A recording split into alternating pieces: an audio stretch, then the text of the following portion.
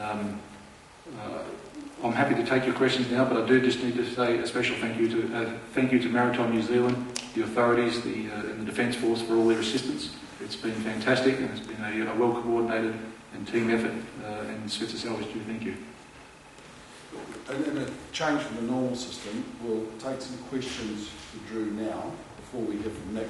Drew is not available for one-on-one interviews afterwards and has to leave shortly after, so if you have any questions of Drew now, appreciate you do that because he has to go.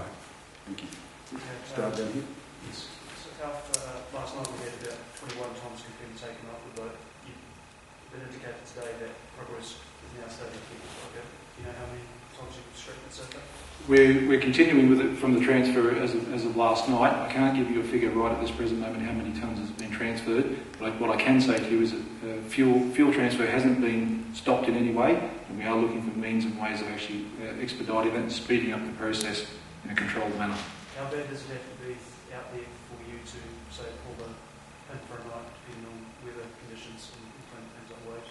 It depends on the personnel on board who are responsible at the time to risk assess what is occurring and what the conditions are and the suitability and the safety of performing that task. If there is any risk that is unacceptable and cannot be controlled or mitigated in any facet of the transfer, then we will stop. We will not risk losing any oil over the side through our own means. Do you have any idea of the rate at which you're? Do you have any idea of the rate at which you're getting oil off the ship? I cannot give you a rate right at this present moment. What I can say is that we start slowly. We prove the system. This is a system that we have had to create ourselves. We are not using anything of the ship to do this. We are using our own method to get it off. So we prove the system. Once we've proven the system, then we look for ways to improve the system and speed up the process. So I cannot give you any answers on that right now.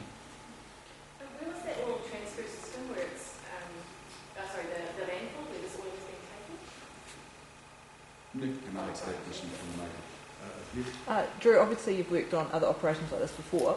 With this particular case, just how complex is this? What's it sort of like on board and how dangerous is it for you guys? Well, the ship itself is challenging. We can say that.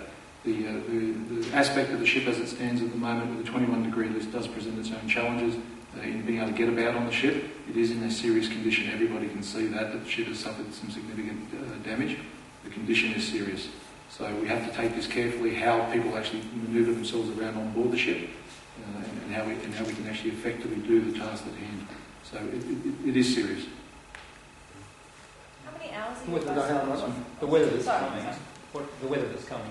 What do you think will happen from what you know of the forecast? I can't speculate on what the forecast is saying. What we will do is work with the weather that we have at hand. We have our procedures in place, and we have extraction procedures for both personnel and the product tanker that's connected. So we will monitor the weather on site by those personnel who are doing the task, and when they deem it unsafe to be there, prior to that they will disconnect and move if need be.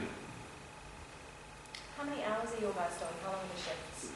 We're working 24 hours, however with our size salvage team we rotate personnel to ensure we have adequate rest. We ensure that the crews are well familiarised with what they're doing. We rotate the personnel through both day and night. We maintain a minimum crew at each time that is necessary to perform the tasks. We do not have any spare people on board who therefore create further risk. So what's the maximum amount of time a crew would spend on the ship?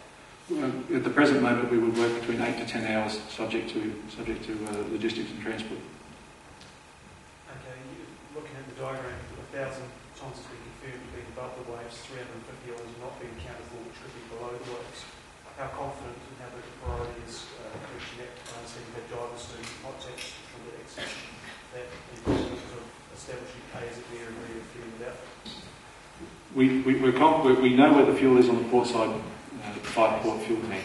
We know where the fuel was by the way the ship was before and during the grounding. We know where the fuel was on the starboard side. So what we're doing at the present moment is focusing on the fuel oil, the large quantity of fuel oil on the port side that we know we can access. Whilst that's occurring and whilst we are also working on speeding up the flow rate, we will continue to prepare so that there is no loss of continuity in both the engine room, fuel tanks, and then also 5 starboard fuel tanks. What's the current plan for the ship if it does break up, especially at the back of it? the stern of the ship. If the stern of the ship were to break off, then that moves into a different realm as to what we're currently performing. However, we have vessels on standby. If any other further damage were to occur, then evacuation of our personnel would be our highest priority, and then handling the casualty as it was when it removed itself from the reef. Until then, we don't know. Drew, there's been a bit of talk about whether it's one ship or two, as it is at the moment. How do you see it? We see it as one ship. We see that as one ship. It is still a ship that is sitting there. As far as yes, it's damaged, but we still look at this as being one ship. What we're focusing on is the fuel oil. Two clear pieces, though. Yeah? No, we see it as one ship. Drew, you said the No, focus. there's a question from the back. Can you tell us who you're from, please? Yeah, I'm with the team. No. Gentleman in the back. My name's Steve Allen from Greenpeace.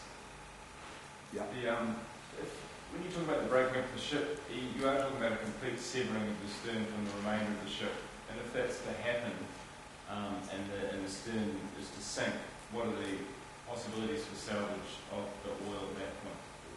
Salvage of oil from the ship if it were on the seabed, that is still achievable. Again, I can't speculate on what the situation or the condition of the ship would be as it went down, if it went down. But methods of actually trying to extract fuel are possible. Drew, you've indicated priorities for fuel, obviously, but is there any possibility of getting the remaining containers off as a last priority? Is that a workable possibility? Removal of containers, one for being a hazard, and two for actually holding the ship there, is another objective. However, the first objective is the fuel oil. So we are working, as I mentioned before, we are working on our plan for the removal of containers after we've dealt with the fuel oil. One last question. What's happening with the booster pump and the steam units? Are they up and running? The booster pump is being prepared as we speak.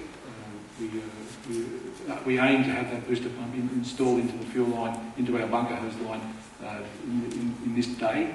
I can't tell you the time when that will occur, but that is now that the transfer is occurring. We're looking to install the booster pump and speed up the flow rate. And the portable steam units to heat up your oil? I can't tell you what time the steam units would actually be available to be fitted, but that's work in progress. But what I can say is that we are pumping. We will have a booster pump in there as soon as possible, and we will continue to speed up this flow rate. Thank you very much. Thank you.